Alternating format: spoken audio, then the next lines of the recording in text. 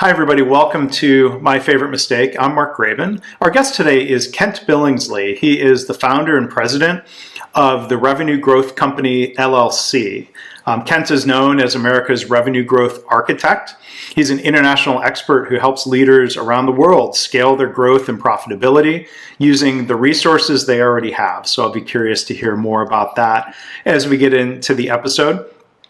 Kent has a book that was released in February called Entrepreneur to Millionaire: How to Build a Highly Profitable, Fast Growth Company and Become Embarrassingly Rich Doing It. So, wow, that's where'd the subtitle come from, Kent? And by the way, thank you for joining us here today. That's an interesting subtitle. It's so interesting today for book titles and naming your products and services. You have to use keywords. You have to use words that are going to be searchable. And entrepreneur, millionaire, those are all searchable. But one other thing I'll mention about the book, Mark Cuban, who is in The Billionaire with a B category, wrote the foreword. I don't know if he would have ever considered himself embarrassingly rich, but he's done very well, of course. And he's embarrassingly rich too. I think early last year we did a guy's trip on his new, I think it's a Bombardier 600. He has a Gulfstream 600. And it's a little embarrassing, a $60 million jet. And the people that are servicing that and the limo drivers and all that. It's a little bit embarrassing.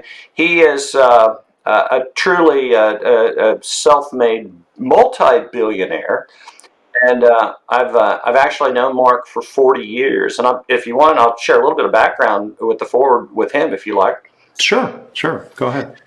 Yeah, so we've known each other for 40 years. We went to the same college. We didn't know each other in college. We met in Dallas. And I'd known about his companies that he had started up, but I was kind of caught in the corporate world. I couldn't transition over. And then he asked me if I could come help him with audio.net, but I had moved to Hong Kong to help run Asia for EDS. And when I came back from Hong Kong, I helped build out a software company, and then I was kind of retired in 2002. I'd really hit all my goals and hit the numbers. And we were enjoying some time up in his suite watching his Dallas Mavericks play basketball. This is about around 2002 late. And he said, "Well, what are you doing now?" And I said, "Well, I'm kind of trying to give back. I'm trying to work with lots of companies. I've learned a lot. I've had great mentors, all that. I've been very fortunate. I had a lot of success, and I'm giving back. And I'm working with a lot of companies now, entrepreneurs, CEOs, not just small companies or startups, but good size." And I went on to say that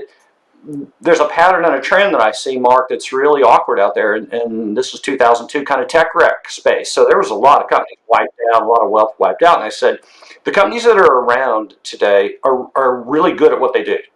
The people are passionate. The employees are driven. I mean, everybody is just killing it because, we've just had this tech wreck. The problem that I'm seeing everywhere is the companies are great at what they do, but they're not great at making money at what they do. They're actually terrible, and most of them really don't make any money at all. And I'm going into these companies to kind of teach them and show them, here's how you create wealth. This is very different than just starting, running, and growing a business. Creating wealth is how you make money without spending money. And I said, I just see this over and over in every kind of company and industry. And Mark looked at me and he said, I agree with you. And then I said, as I get more case studies, I don't know, I had 20, 50, 100, I don't remember how many case studies I was building, but I said, as I get more case studies and I can validate the principles, the concepts, and all that, I'd like to put it into a roadmap and kind of a book. And Mark made the commitment back then. What's it been, 18 years now? He said, I totally agree with you. When you write the book, let me read it, and if I like it, I'll write the foreword for you. Well, the last 3 years, I truly committed to finishing the book. McGraw-Hill gave me a contract to write it, and I got it packaged up and put it all together. And then several months back, I sent it to Mark, and I said, "Hey, do you want me to write the foreword and you bless it, or do you want me to craft it, the talking points?" He goes, "Oh, no. Just send me the manuscript. I'll read it." He read through the manuscript. He wrote back, goes, "I love it. I agree with it. Here's your foreword." McGraw-Hill saw the foreword, didn't touch a period, didn't change a word, and it went right to the book. It's about a page and a half. And net, he's basically saying, gosh, this really is a roadmap. I wish I would have had this when I started my businesses, because it's more about wealth. It's more about profitability than it is just fast growth. And then he said it's a must-read book in the foreword. And so I think that's really important for your audience, because you know you want to find a path or a solution or a recipe that's been validated as many ways as possible. There are a lot of speakers and books and stuff out there. And so you can get caught up in the experimenting and trying and testing. Oh, we did this for a while, now we're doing this, as opposed to find a path, find a recipe, find a roadmap, make sure it's proven, it's been tested, and then get on it and commit to it. And stay on it and don't look back. So that's kind of the background, the story of how he was involved and all that. Very cool. So it sounds like there are a lot of mistakes that entrepreneurs and business owners make, and we'll come back and touch on that and explore the book. And again, it's the main title is Entrepreneur to Millionaire. But Kent, as we normally do here in the podcast, looking back at the different things you've done, what would you say is your favorite mistake? Yeah, and I love how you framed it, favorite mistake. It's one of those, gosh, I can't believe I did it, but boy, did I learn from it mistake. And I actually write about this mistake in the book, because when I decided to go true entrepreneur, leave the corporate world, I didn't accept any jobs as president or CEO. I said, I've got to go start my own business. I want to start a firm helping other companies. And applying all that I had known and all that I had learned, I kind of had the roadmap in my mind, and following the recipe I'm sharing in the book. I talk about the biggest mistake that I made. It was very early on. It was in the first few months, and it's around the principle of what's called targeting. And you go back 20 years and even 40 years in my career, targeting was predominantly centered around demographics. And for a business in B2B, B2C, B2G, it doesn't matter. The whole targeting premise is, who is your buyer? And how do you segment? How do you sub-segment? And how do you stratify? I was a chief marketing officer of a billion-dollar tech services firm. So I had teams that were doing this kind of work. So it wasn't like I was new to this concept. And so I started my business, and I had targeted where I just knew there was an absolute fundamental marketplace problem, an absolute pain point in every business. That's in the sales leadership piece. At best, it's sales management, and that's just glorified deal makers, or it's a redundant process police person. That's sales leadership in most organizations. And sadly, that's the Achilles heel, because that's where the economic engine should be full force. But it's actually held back because the VPs of sales and sales management struggle. They don't understand systems thinking and the principles. So I targeted. I said, wow, I can go into any tech company, because I had just had 20 years in tech. I could go into any tech company, and I could help a VP of sales double, triple their sales revenue, their profits, their bigger, better deals, higher margins, faster, because I had been doing that inside EDS. At one point in time, they had me working to provide the strategy on only mega deals. That was everything above 500 million. That was average billion-dollar deals. So I was responsible. I would fly around the world. I would fly in, and I would lead the teams through the strategy work, the political strategy, the competitive strategy, the win strategy. I would provide the strategy work over a week or months for those particular deals. So, I've been trained and certified and tested. I was actually certified the experts to go do this at one point in time. So my value proposition was so rock solid. It was just so compelling that I got a little cloud, and I thought, I'll just target large companies, tech VPs. It doesn't matter what tech it is, service or product. And I started calling and meeting with them, and 6 months went by, a lot of meetings, a lot of phone calls, and I just wasn't getting any traction. And I started to question everything. And I think every entrepreneur or anybody running a business at some point starts to question everything. Am I way off? What's wrong? Is it me? Is it that, they're not calling back? And what's going on? And I really was testing every principle and concept that I had learned, and even the more from less in the positive way, not the negative way. And so I called back a couple of the VPs of sales and started just asking them and saying, you know what, forget the proposal, forget the engagement. Can you just share with me, how did our meeting go and what your thoughts and feelings were? And it took a few phone calls and some coffee sessions and all that. And it was interesting how my target audience, VPs of tech, VPs of sales for tech companies, bifurcated into these two parts. And the first part were those VPs of sales that were killing it. They were having amazing success. They were on a rocket ship. The clients were coming to them. They didn't even make calls. They took orders. Kind of like that was in the Cisco days. I remember that. I'm going way back here, but the Cisco guys used to hang around the fax machine watching the POs come through. Yeah. They didn't even have to go out and make calls. I mean, Wow. how fun, right? For them for a while, and then that went away. And then the other group of VPs of sales, or my target audience, were struggling. They were under pressure, especially in the public companies where you have to hit your number consistently, and you got that 20% compounded growth, and you got competitors all over you. They were experiencing a different set of emotions than the other half of my target group, those that were having success. And as I continued to dig and listen, what I uncovered and discovered was the first group that were doing really well, fairly arrogant, in many cases delusional about their competencies. They were more lucky than competent. But their emotional context was, I don't need you. Go away. You know, I'm good enough. I'm satisfied or satiated, or hey, I just can't keep up with all the business I've got. There was an arrogance level there, and it's like, okay. And then the second group, though, was just the opposite. Their emotional construct, those that were struggling, those that were under the gun, those that could be fired at any point in time, they were living in fear. They were living in complete desperation. They were scared of me. And they were like, well, you're coming in here to just get me fired faster. You're going to come in here and find all the mistakes I'm making. You're going to come in here and you're going to be the hammer that the CEO brought in to replace me. Even I heard that one time. You're going to be my replacement. And I just found this set of conversations so shocking, because it was so opposite of my value proposition. And I think a lot of your clients will experience this. What they assume and believe in their heart of hearts is their value proposition is just the opposite of how it's perceived emotionally with the buyer. That's why so many times I call it the pregnant pipeline. We have deals in the pipeline that just sit there forever, and we're like, wow.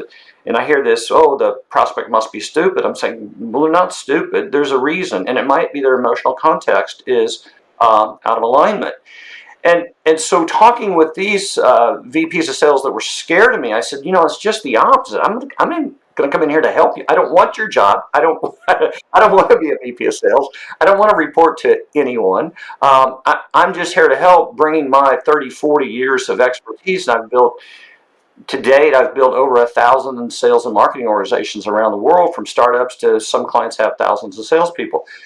I can bring you phenomenal. I mean, I can just transform your world in a few meetings.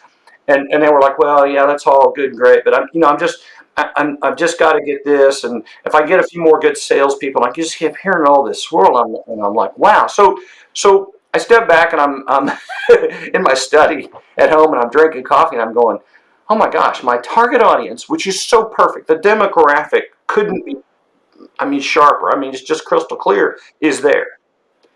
The psychographic, the emotional construct is so far off. And I wonder, well, I was just going to ask you can say, I'm not here to replace you. I'm here to help you. But if they don't know you and they're living in fear, they might not believe you, which is no bad reflection on you, right?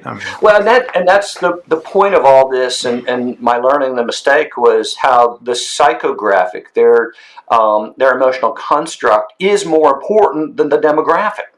And that's the mistake I made, and that's the mistake literally every company I walk into, I say, okay, tell me about your client. There's 3 components of a perfect client profile. Tell me about them. They said, well, what do you mean? I said, share with me their demographic. How do you sort and stratify, segment a particular prospect? And they're pretty good at that, and that's because you can go on the internet, you can gather data, you can make a phone call, and you can buy those things. I used to buy those things from Nielsen and DataQuest and these kinds of companies. It's been a fortune, sometimes $1 million on the demographic data, sorting trends and patterns in markets. And so that's not too hard, but everybody can do it. The challenge is now the psychographics. When I say, So Mark, tell me about the emotional construct of your buyer. And what are their feelings that actually are driving their decisions and actions or no actions? Because both of my groups, those targeted VPs of sales, wanted no action with me. The first group was like, hey, leave me alone. My world is rocking. The second group is, don't come in here and rock my world. I'm trying to survive. And it's that emotional construct, that what I call psychographic, and I talk about it in the book and explain it and how you do it. That's the most important thing you should look at as you're working in parallel with the demographic. You want to do both. And that's really the premise of my book is, well, just don't do this and you're done. You've got to do these things in sequence, and you have to make them fit together. The synergy is what tells you what works. And I want to add one more point, because this is absolutely so critical to any clients you have that are in the B2B space, and they are in what's considered a complex sale, multiple steps, multiple buyers, multiple decision makers, multiple emotional constructs. Meaning that they could be calling on the CEO that's saying, oh my God, we got to do this, we're going to do this, I love this. And then you've got some influencer somewhere in the organization that goes, that's not going to happen here. And I don't feel we need to do that, or here's all the pain and problems I see going through that to get there. And this is where so many salespeople and sales teams fumble today, is they don't understand the emotional construct or the emotional value proposition. They're so focused, and the sales training programs are so focused on the logical value proposition, the ROI, that when do I get the payback, the IRR, internal rates of return, and hurdles and things like that. They're so focused on the financial side, and I help companies do that work at 3-point, 6-point, 9-point value propositions. But you also must put in place the emotional construct, that psychographic, because it's the emotion. And I tell teams this all the time. I hope your audience takes this as a note. There's a reason that the word motion is in emotion. The word motion is not in thinking, it's in feeling. And how do they feel? And if you want motion with your relationships and your prospects and your opportunities, and even transitioning your clients from whatever level of relationship to a higher level of relationship, it's all about the emotional construct. So Kent, when you had that business and you had these discoveries here, you asked for feedback. Yeah. You probed into what was getting in the way of deals. What adjustment were you able to make, understanding those psychographics or those emotions? What do you do then based off of that understanding? Great question. So I went back to my roadmap and I said, okay, so let's start all over. What's the starting process? And it's what I call a fundamental marketplace problem. And there I said, wow, what's broken in the organization? If the individual doesn't see it or doesn't want it on their side, maybe they're the wrong individual. So then I started targeting the CEO to say, you know what, I can help you optimize your sales and marketing and your whole system, and actually develop your VPs of sales so that they can not just optimize or maximize for this quarter or the next quarter, but for years. And that's where I started to connect, because there were many CEOs that were saying, you know, we're getting the fast growth and the sales is killing their numbers, but our operations is the victim of all this business, because it's not all good business. And what we're finding is sales is hitting their number and sub-optimizing operations, support, and delivery. And now all of a sudden, I talk about this in speeches, that operations or delivery becomes the victim of sales success if it's not quality success.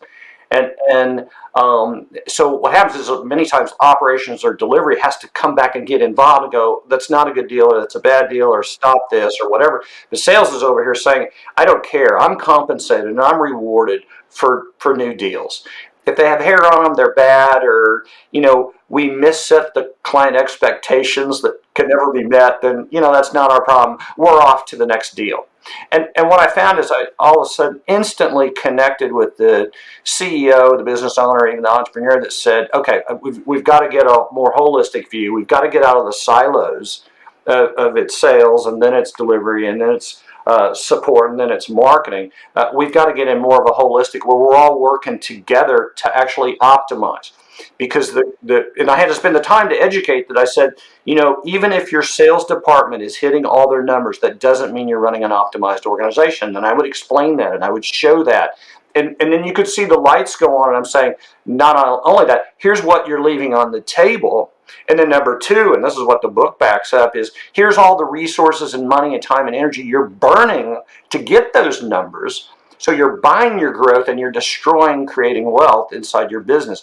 And all of a sudden my business, what did I pick up? 25 clients going into the second year. And then I just really never looked back, because when the VPs of sales were told, we're bringing in this guy to make your world better and help the company, then the walls came down. Then the emotional construct was, okay, he is here to help.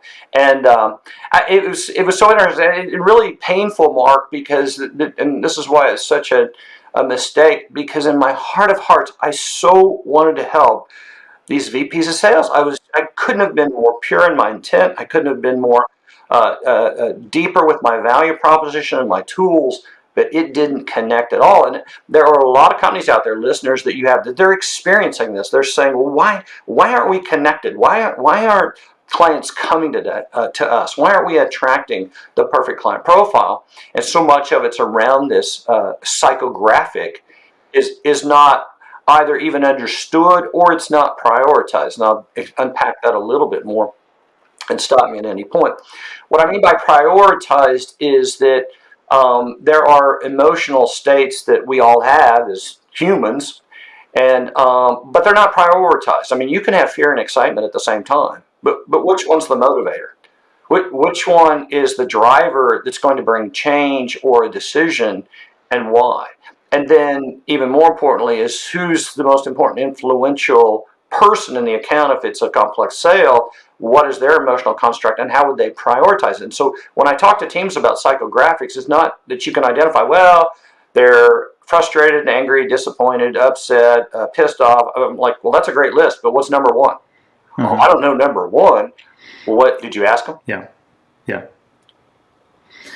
It might depend on the day, even though, of which one is number one. I mean, like, talk about complex sales. People are complex, and you touch on a lot of points that I've had an opportunity to learn about. My background is engineering, an MBA, and you would think I would be really heavy on the quant side, the logical, the math, the ROI. But looking at people, and I've had opportunities to learn working in healthcare about counseling and psychology, and the idea, the puzzling idea is that when change is logically a good thing, and part of our brain can say, well, logically, yes, I should do that, there are other parts of the brain that get in the way. We have reasons to change. We have reasons not to change. The parallel I hear from you is that people might say, well, I have reasons to buy and I also have reasons not to buy. Where's that balance at any particular time? How do you help move them to feel safe or comfortable to say, well, I am going to buy? So, and wow, we could spend a couple hours on that topic. It's so important. The first one is you may never get everyone to agree with how they feel, and that's where a big mistake today. Leaders are trying to create democracies. Everybody gets a vote. That can't happen. That can't work like that. You can't make decisions fast enough, and you may not make decisions what are best for the company. Individuals usually make decisions what's best for them. That's you just can't have that. And I know people want it, but I'm saying that's how governments should work, but that's not how companies can work. The other problem you have is you don't have to make everybody happy. You have to make the right people happy. You have to identify those individuals that really have the company first and the client first for that company, and align with them and let them deal with the others. And I want to make this point because this is so critical in a complex sale. We can be naive, and salespeople, a lot of them are just so naive just because they haven't seen it. They haven't been on the other side. I've been an executive in a large corporation where I managed procurement. I watched the $100 million decisions navigate through my company. I was involved in them, or I watched them from the side. The challenge there is that these complex decisions that go down and have the emotional constructs, there are groups involved, and like you say, they change, And so when they're going through their processes and changing, some of these people are going to lose. And that's a very important point. And I just tell teams this sometimes, just so it's on their radar. In almost every major decision, there will be losers. There will be people inside the company that their world is not going to be better. Matter of fact, their world might go away. And I sold outsourcing services back in the early 80s, and which meant that we would come in and we would then take over, and I learned not to use that word after the second meeting. We would take over or assume control of all data processing, network management in the banks. It would be check processing, ATMs. We would now be a third party responsible for all that. You don't think there'd be some disruption? The MIS director or the CTO, I mean, that was a freak out. Because they just lost their empire. There were people in there that had built their code and their programs, and they had created their career protection environments that were going to get blown up. And so I was walking into sometimes a hornet's nest because what those people were doing were actually holding the company back. But it was great for them, but not for the company. And the CEO would have to come down and say, we're making a major strategic change. We are now going to outsource to a third party.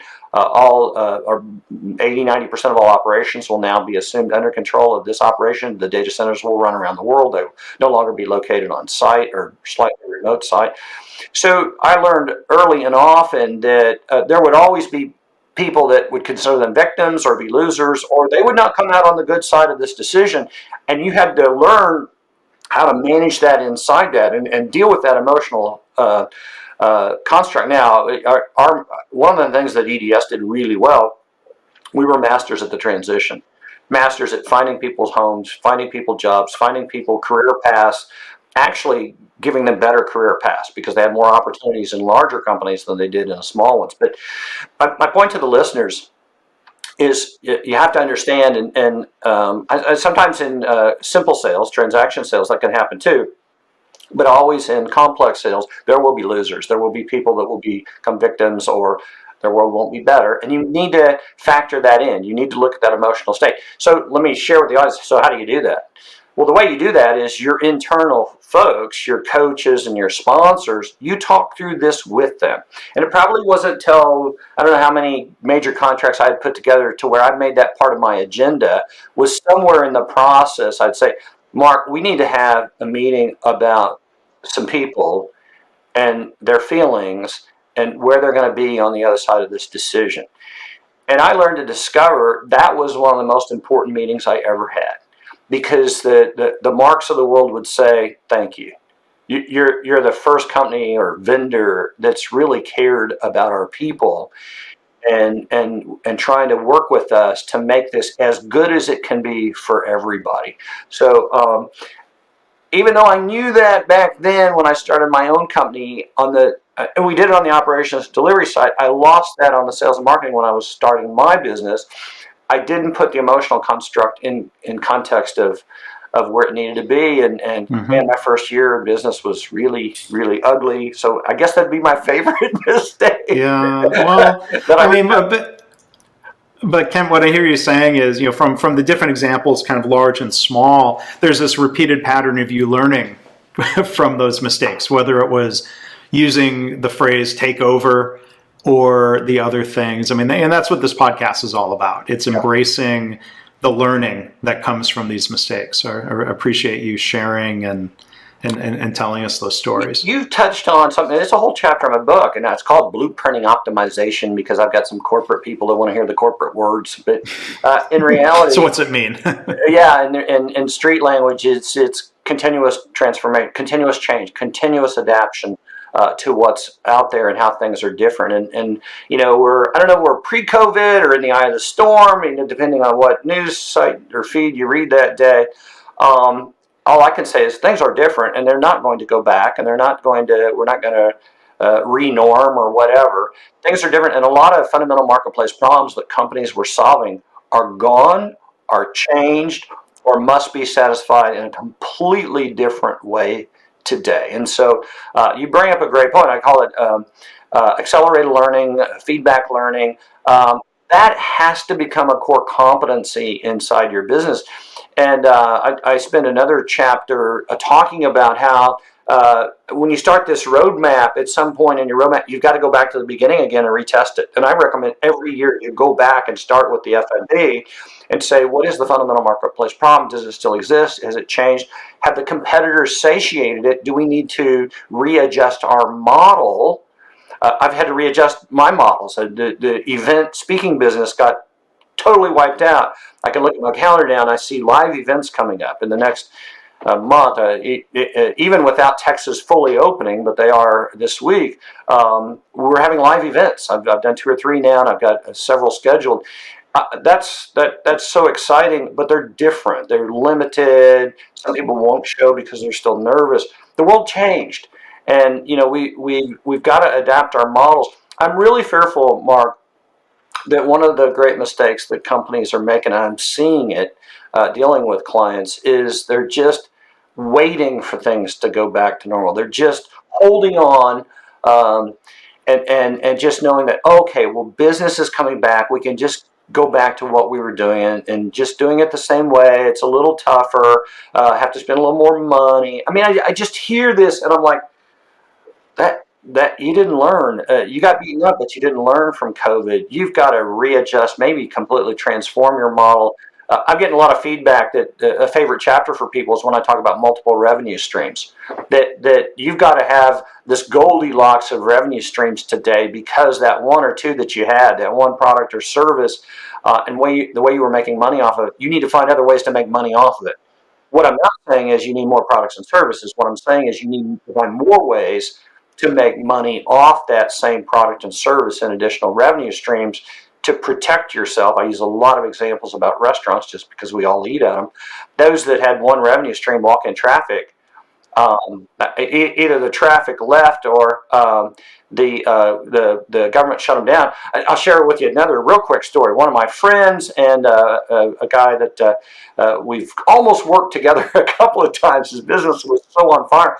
He owned quite a chain of these movie studios where you would go in and eat and have drinks and all that. And his business was on fire. It was I think it was worth a few $100 million. COVID hits, he takes a double whammy. There's no audience and no product.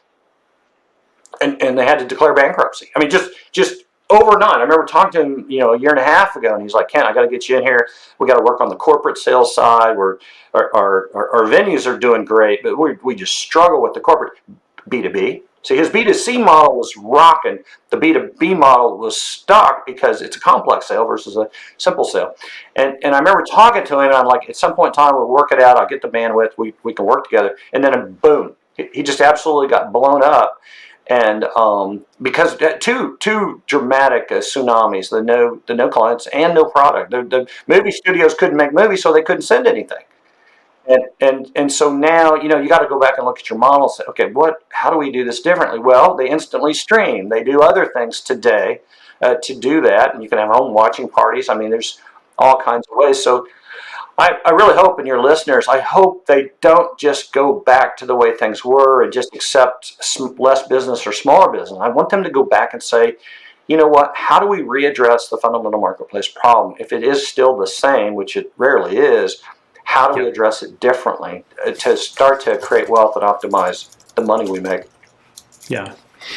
So final question, Kent, you mentioned EDS. Yes. And when you joined the company, in a way, maybe it was, at the peak of Ross Perot, I really, admired him. He was one of a kind as an outside observer. And part of my perspective was growing up around Detroit when he was on the board of General Motors and famously butted heads, and I think the company was far worse off for having cast him aside. I want to hear your perspectives on EDS and Ross Perot. Yeah, so I had moved to Dallas in the 80s. That's when I had met Mark Cuban, and I was brought to Dallas by a division of PepsiCo Frito-Lay. And I was in their management training program, and I was working through the ranks, and just a great company, tremendous product. I mean, who doesn't like Doritos or Lay's or Fritos? I mean, come on. And I kept hearing these stories about this little squeaky guy who runs this company over on Forest Lane, and he really secretive what they do, but they do these government contracts. And I heard this concept of information processing services. And I couldn't swallow that in one gulp. And I had to chew on that and ask my friends, what is that? What does it do? And no one really knew. And so I started researching the company, and I'd listen to him speak, or he'd be on the news, Ross Perot. And I just got this feeling inside, and maybe this is a definition of leadership, but I said, I have to work for this guy. I have to be part of his company. I called them, and I told them basically, I got the HR department, or I don't remember where I landed, but I said, my name is Kent Billingsley, and I have to come work for you. and What were their psychographics about that? No. Yeah, and they asked me about my background. They go, "You're not a fit," and I go, "Well, I've heard you've got some kind of training program or something, marketing development, or I know you've got SE development. I don't want to be an SE, but you've got marketing development. I have a marketing degree." And I came in from every angle, and I had to go through a series of interviews and team interviews, and I kept hearing no everywhere I went. And I finally, they let me in. Oh my gosh! And I had to go through 13 months of development before I could make a sales call. Now, I came over as a sales director, and I still had to go through 13 months of their development program, their marketing, sales, negotiating, dining school, dressing school, everything, to learn how to sell multi-million dollar agreements and services agreements, not product. And so I was so on board, and my first 6 months were a disaster. I couldn't spell DP. I didn't know what we did. And at the end of graduation, we had 7 days of testing and role-playing, scored role-playing, to fire you. It was like an apprentice that every month several people in the class got fired. I was in class 8, and I worked day and night and weekends. I bought every book on information processing. And the 8th week, the 7 days, I actually scored the highest number ever in all 8 programs for that program. And it was just because I loved Ross Perot so much, and every meeting I could be in, a meeting with Ross Perot, I could hear him speak to a group. I was the first one there. I sat in the front row. He's the greatest leader I've ever known, I've ever heard, I've ever met. And he made it all about the people. He made it all about the client. There were contracts they lost a fortune on, but he said it doesn't matter. It's if the client's happy, well, that's the way it'll be. I mean, just things you wouldn't do. It's kind of like Southwest Airlines, same kind of thing. You just, you make it right, you make it fun, and then you make money. And Ross Perot, when he died last year, I wrote a blog about my experience meeting him the first time. And I remember calling him Mr. Perot, and he said, "Now, Ken, I'm not Mr. Perot. If you're going to call on CEOs and big companies, you call them by their first name. I'm wrong. You got that, Kent?" I said, "Yes, sir." And he kind of shook his head. And not that I was in the military, but I was trying to show respect. He goes, "Call me Ross." And then he walked away. And I just stood there in the hallway, and I was frozen like, okay, did I just get everything that he just gave me? Because I'm not sure I did yet. I'm 25 years old, 26 years old, just trying to absorb it. But what a great man. What a tremendous man. We could all learn leadership concepts and principles from great men like that. Yeah. So it sounds like it was not a mistake for you to find your way in the door and to do that. That's great. Yeah, and it's funny because at that time, Mark Cuban, he's like, "Man, you need to get in a small company, you need to be an entrepreneur, you need to do all this." I said, I love all that, Mark, but I don't know how much money's in that. I want to get into big companies where I can learn. I want to get into environments where, they paid for 13 months of development, a that's MBA unreal. program, PhD in sales and marketing. They paid for all that. And then the great thing about big companies, and if your audience is in a big company or not, you can learn everywhere. But in the big company, you just keep raising your hand, finding problems, and say, "I'll find a way to solve them." You'll just rise up to the top. And I talk about that in the book. And one of the blogs coming out is, today every employee must.